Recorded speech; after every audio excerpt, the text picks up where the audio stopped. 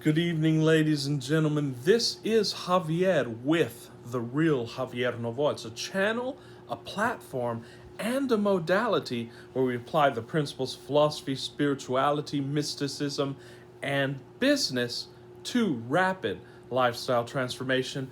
And we are, in many of our videos, tackling the fundamentals, learning together how to navigate through this universe, treating it as it truly is, not as the prison grid taught us, not judging through appearances, but rather dealing with it as it truly is at its essence. That's what this channel is all about, and applying that knowing to rapidly transforming your life in the 3D reality is why you came, ladies and gentlemen, to have fun. You did not come to struggle. You did not come to serve the prison grid. You did not come just to serve some boss. You came to be free. You came to have control over your schedule. And you came to create amazing masterpieces. You came in with these intentions, let us say, and you've expanded them exponentially by your experience on this planet. This channel is dedicated to you. It's dedicated to your unfolding. And that's why I'm doing this every single day. So ladies and gentlemen, just quickly, please, if you have not subscribed to the channel, I invite you to hit the subscribe button below. You will join a community of like-minded individuals. We are playing our small part in the global awakening, and we're trying to get this message out to as many people as possible. Get the algorithm in our favor so that we can touch lives, ladies and gentlemen. I have been interacting in a lot of different forums about the law of assumption, law of attraction, and in one popular one, I answered a question from a young lady. It was a question about manifesting in a time crunch, and it's something that we addressed in a video a few days ago. But I wanted to see how we can apply it to this specific situation, show her some of the principles, and show everyone some of the principles of how we can apply it in a specific situation. Another great YouTuber in these topics released a video, I believe, yesterday about manifesting a time crunch. And what he said was very pertinent. He basically said that when you say that there's a time crunch, you're automatically constraining yourself to that, and you're basically creating a reality where there's a deadline. And he said, as Abraham Hicks did, that deadline means that after that, all of your dreams are dead, or something to that effect. And that's true. You create the deadline, and you do not have to abide in that deadline.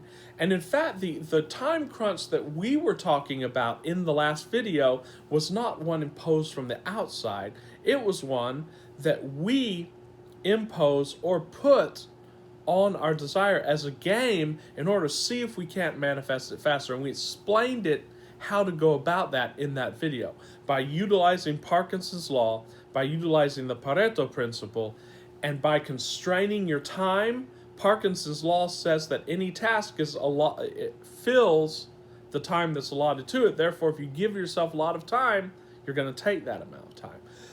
But what Tom Kieran, the great YouTuber, was talking about in his video was that when you set up a deadline, so to speak, this is actually putting it within time, is putting it within a limitation, and that has a negative connotation. That's not what we were talking about. But in this question, we are talking about that. This lady was talking about a deadline that's imposed from the outer, from something that she thinks she has to do.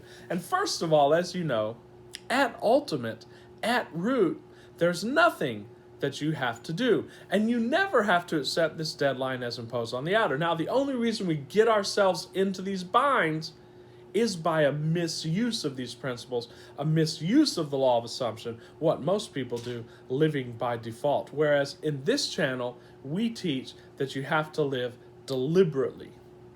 And so you have to apply these principles deliberately, and that's what we teach you to do here. But so we answered a question basically saying that if you're going to abide by a deadline, first of all, you can get to the script or the film roll where there is no deadline. But while you're on this film roll, you do have to follow that script, as Vadim Zeland talked about. Otherwise, your energy will suck you onto that film roll and will not allow you to go to the other film roll. It's like the great Peter Sage said, your negative feelings towards your film roll is the glue that keeps you there. So I answered this, and then this lady came back. She said, wow, this is powerful. First of all, thank you for this, and this is what I do, and I'm glad to do it. It's a very robust answer that I've read several times to take it all in. That makes sense about an athlete and how they are under a time crunch. We talked about athletes, ladies and gentlemen, and the route that I was taking with this conversation is that an athlete, say while he plays a baseball game or a soccer game, he is by default under a time crunch. He or she has a certain amount of time to perform and beat the other team and so on and so forth, to perform as well as they can. But the best athletes I talked about, they know this stuff. In fact, there are several interviews out there with great Olympian athletes who talk about directly applying Neville Goddard's techniques, directly applying imagination, getting into state to becoming champions in their sport. And we'll perhaps post links to those interviews. But the athlete is in a time crunch, in a deadline, but he approaches it as a game. The best athletes have the firm intention, but then approach it in a playful manner, and they're able to demonstrate their skill. Because if you're not playful about it, ladies and gentlemen, if you're not relaxed, you will work against yourself by becoming tense and so on and so forth. But here's what she understood. That makes sense about an athlete and how they're under time crunch. Typically, that date they're working towards is set pretty far out, right? And that's true as well. They're thinking years ahead, and they're practicing every day and so on and so forth, but they're doing this from a stance of, I already have this, and I'm just doing what I love. So my goal is only a week away. Is that unrealistic of me to expect perfection of 5 appointments filled in just a week's time without doing anything? And you don't need to be realistic. That's the whole point of the spiritual, you see, ladies and gentlemen. No, you don't have to be realistic, and yes, you can have it. The question is, does it have to be within that deadline? Because putting it within that deadline, I think you're already giving it a lot of importance. And as Vadim Zeland talks about, as Abraham Hicks talks about, as all the great spiritual coaches talk about, the more importance you give something, that is ipso facto resistance to it, because most of the time things that you give importance, you don't really believe you can achieve it. And while you don't have to believe for it, you don't have to have faith, because as we talked about in other videos, God has faith in you, and the faith will come. Trying to manifest it in a time frame that you're not practiced in can probably work against you, but there's a way to short circuit even that, and we'll get to that here. But I would say, unless you absolutely feel an obligation or you feel extreme negative emotion dropping that deadline, I'd drop it and then just go into the general area, go into the general intention of, I'm going to do this and I'm going to do it in the perfect time. But we'll continue with this.